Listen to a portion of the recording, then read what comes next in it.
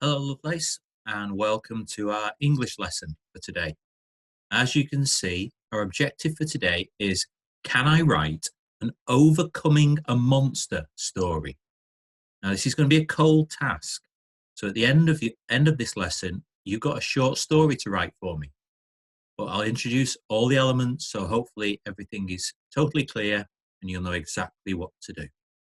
But first of all, a little starter for you, a little warm-up. Pen and paper at the ready. And then I'm going to give you 3 sets of 4 words. And I'd like to see if you can put those 4 words into a sentence. Okay? Don't worry, it'll make sense. And I'm going to show you an example I've tried to start you off. So the first group of words is suddenly, tatters, dangerous, muttering. Okay? So suddenly, hopefully we're all happy with the meaning of that. Tatters is when something is all sort of torn and battered. So the clothes were in tatters after they went through the hedge. And then dangerous, so obviously it's something that's not safe. And muttering is sort of talking quietly. Okay, so 4 words. Can you put them in one sentence? I had a go, and this is my effort. His clothes in tatters and muttering something about a monster, the man suddenly fell to the floor. Now you can see in my sentence, I have not put those words in that order. Okay, so in my sentence, it's tatters, muttering, suddenly.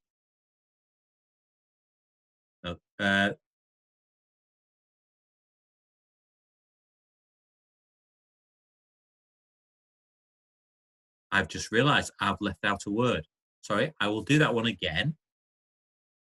So I've got all 4 words in. Oops. Let's try. His clothes in tatters and muttering something about a dangerous monster. The man suddenly fell to the floor. There you go. So we got all 4 words in there, but not in the same order that they're on the screen. As long as you use all 4, it doesn't matter. Okay. So at each stage on this slide, pause the video and have a go at each of the 3 sets. So there's your first one. Suddenly, tatters, dangerous, and muttering. Here's number 2. Certain, exploded, began, and backward. And then finally, pursuing, disapprove, behind, and embarrassment. Now, pursuing means to chase something. The police were pursuing the criminal. Disapprove means not to like someone's choices. I disapprove of your decision. I disapprove of what you are wearing. It's not to like something. And then behind an embarrassment, hopefully you're okay with. Okay, so at this point, pause the video and have a go at creating a sentence with each of those sets of words. Good luck.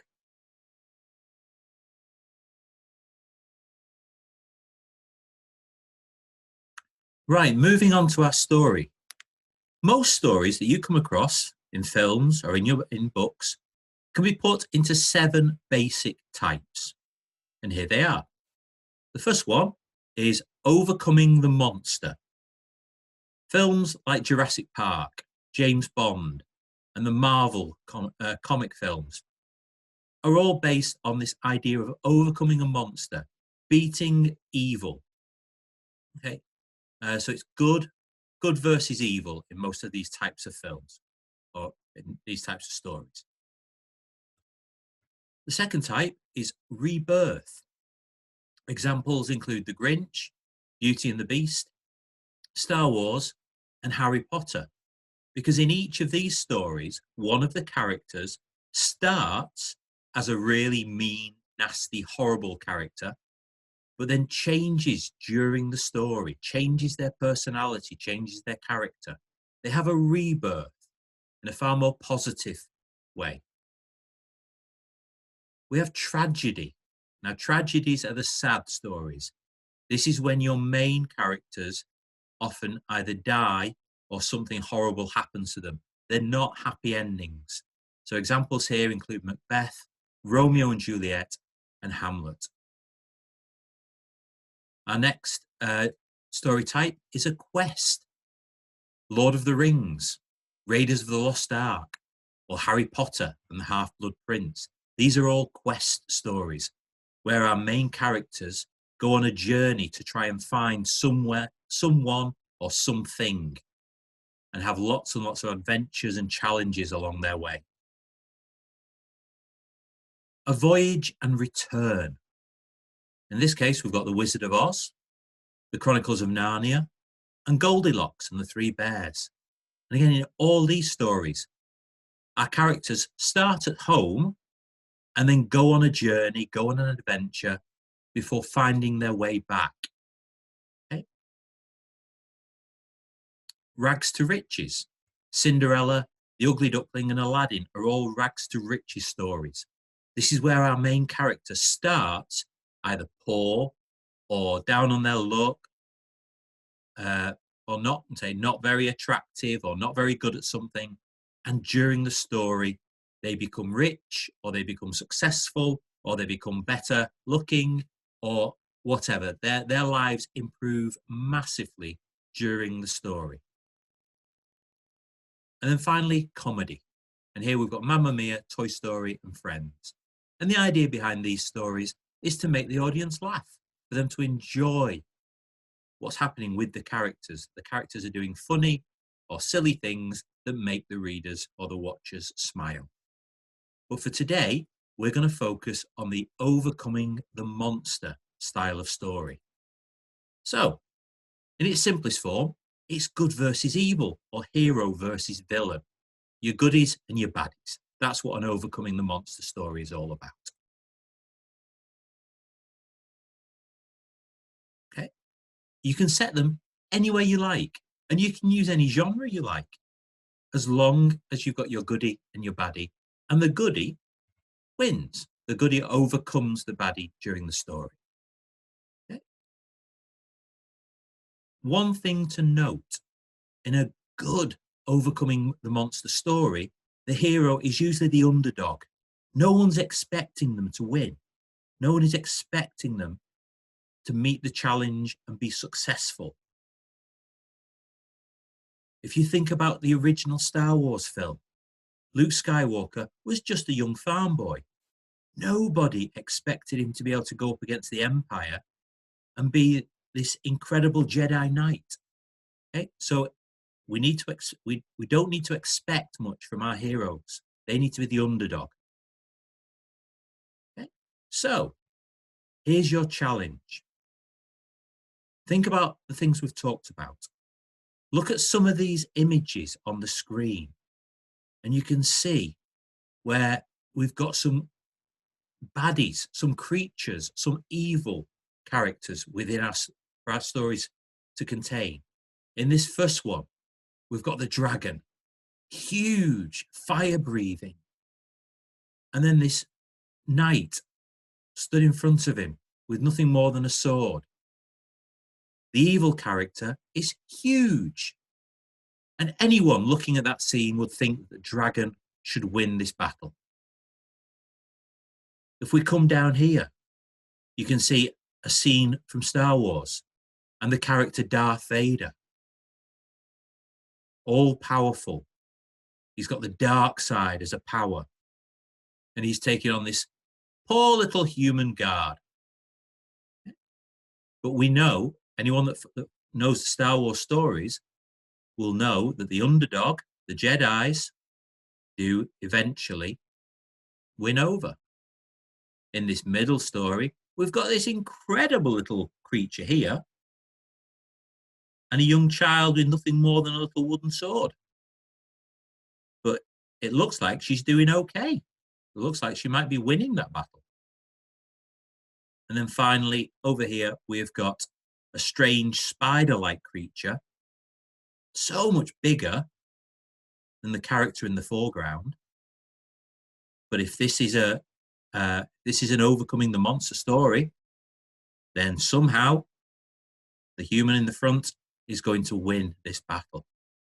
Okay? So think about a couple of things before you put pen to paper. Think about where your story is going to be set. Okay? Is it going to be an everyday setting? Or is it going to be a fantasy setting? Is it going to be a different world or a different time? So decide on your setting. Decide on who your two main characters are going to be. Who's your good character going to be? Who's your hero going to be? And then who's your baddie? Who's the villain going to be?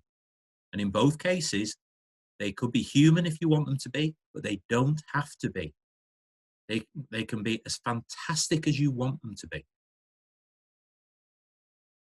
And as you work through your story, remember, you need to set the scene and describe why the villain is so bad. What horrible, awful things are they doing?